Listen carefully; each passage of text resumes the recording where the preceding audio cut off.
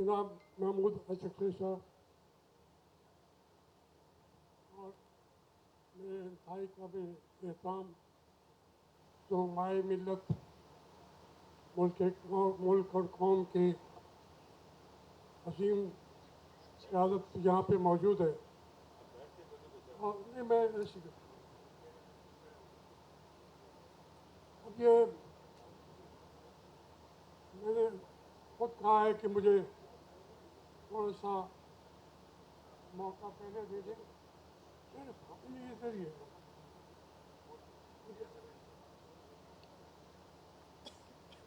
देखिए महमूद अशरफ साहब जो हैं वो अरसे दराज से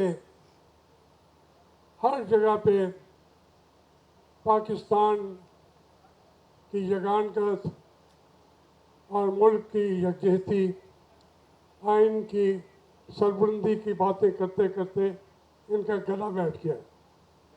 लेकिन फिर ये इन्होंने बुलाया हमें तो हम हाजिर हो गए। मेरे इत्तेफाक से आज ही मेरे समधी की पिम्स में डेथ हो गई है, तनवीरुल हसन गिलानी। मैं वो भी छोड़ के यहाँ पहुँच गया क्योंकि ये जो कॉन्फ्रेंस है इसकी अहमियत पूरी कौम समझती है, तो इस मौके पे मैं गैर हाजिर नहीं रहना चाहता था। बातें हम वही करेंगे जो महमूद अशरफ साहब ने कह दी। रोज़ रेजोल्यूशन भी आएंगे, चीज़ें भी आएंगी। देखिए मैं दो चार छोटी छोटी बातें करूँगा।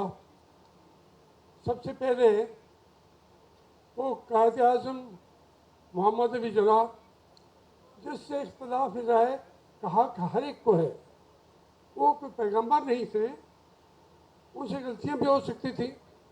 लेकिन जिस बात पे कायद आज़म ने पाकिस्तान बनते ही जो स्टैंड लिया वो आइन की बालादस्ती और पार्लिमानी तर्ज जमहूरियत के लिए वो पूरे मुल्क में फिरते रहे। चाटगाम से राजशाही, ढाका, कमज़ोर भी थे, सेहत भी ठीक नहीं थी, लेकिन वो हमारे कबायलियों सरदारों से भी मिले। पाकिस्तान तो बन गया था, फिर क्यों पाकिस्तान बनते हुए तो लाहौर के रेलवे स्टेशन भी पे भी कायद आज़म खड़े थे, जो लोग आ रहे थे उनको रिसीव कर रहे थे। बात ये एक बात से इख्तलाफ नहीं किया जा सकता, हम उसी पे क्यों ना इकट्ठे हो जाए। देखिए कायद आज़म ने कहा ये चंद जनरल जाके उन्हें मिले, उसमें अयूब खान भी थे, जनरल अकबर थे और भी तीन चार। उस वक्त से बहुत जल्दी इनको तरक्कियाँ मिल गई, पाकिस्तान बनते ही कोई कर्नल था तो वो जनरल हो गया। तो वो कायद आज़म से मिले और उन्होंने कहा कि इस मुल्क को कैसे चलाना है। उन्होंने कहा साफ ज़ाहिर है कि पार्लिमानी निज़ाम होगा और आइन की बालादस्ती होगी, आइन हम बनाएंगे। तो उन्होंने कहा ये बरतानिया का निज़ाम यहाँ नहीं चल सकता। कायद आज़म को इस पे गुस्सा हुआ, नाराज़ हुए और उन लोगों के खिलाफ एक्शन भी लिया।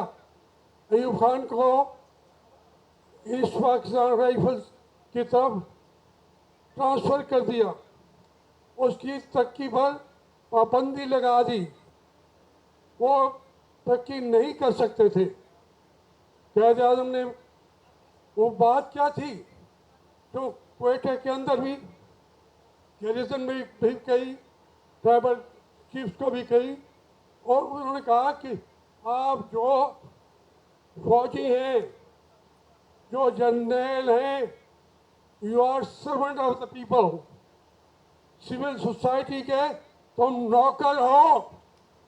ये मेरे अल्फाज नहीं है, ये कैद आज़म मोहम्मद अली जाके उनके अल्फाज हैं, इससे इस बात से तो इख्तलाफ कोई नहीं कर सकता, कोई बंदा नहीं करेगा। उनकी खामियां तलाश कर लेंगे, इंसान थे, लेकिन उनके इस जो उन्होंने बुनियाद पाकिस्तान की बनाई रखी और उसका आधार भी किया हमारे फौजी जर्नलों के साथ, लेकिन उन्होंने कैद आज़म को पकड़ के ज़ियारत में डाल दिया। अब ज़ियारत में कौन सा बड़ा वहाँ पे कोई इलाजगाह थी, ये सारे बैठे हुए ज़ियारत के आगे पीछे, कोई वहाँ हकीम था, कोई क्या आज सोचिए ना, आज यानी 74 साल बाद भी कोई वहाँ इलाज के लिए जाएगा क्या? ज़ियारत में हो जाएगा? तो ये एक उन्होंने उनको नजर बंद कर दिया। उन्होंने कहा कि कराची में भी रहे तो जाते नहीं हैं, वो टांग अड़ाते रहेंगे तमाम मामलात में, इसको ज़ियारत में जाके बंद कर दो। अब आप ऐसे पेशवा लोगों ने ज़ियारत देखा होगा, अच्छा शहर है, लेकिन वहाँ से रोज़ाना उन्हें दूसरे दिन कोयटा जाके ऑक्सीजन लेनी पड़ती थी। को पता था कि मुझे सिविल ब्यूरोक्रेसी और कुछ सियासतदान भी मिल गए हैं और फौजियों ने यहाँ नज़रबंद किया है ताकि ये मर जाए, टांग रोज़ाना उठे या हकामात न करता रहे। तो इसलिए बाकी बातें जो है, यही जो हमारे भाई महमूद खां अचकज़ई कह रहे थे, भाई बातें तो हुई हैं, वो बात कह दे महमूद अचकज़ई, वो बात कह दे मोहम्मद अली जना, बातें तो दो नहीं हैं, एक है। आज भी उन्हीं बातों पे कायम रहना पड़ेगा, उन्हें बताना पड़ेगा कि आप कौम के नौकर हो, मालिक नहीं हो। उसके लिए ये तमाम आज़ाद जमा हैं मुल्क के अंदर।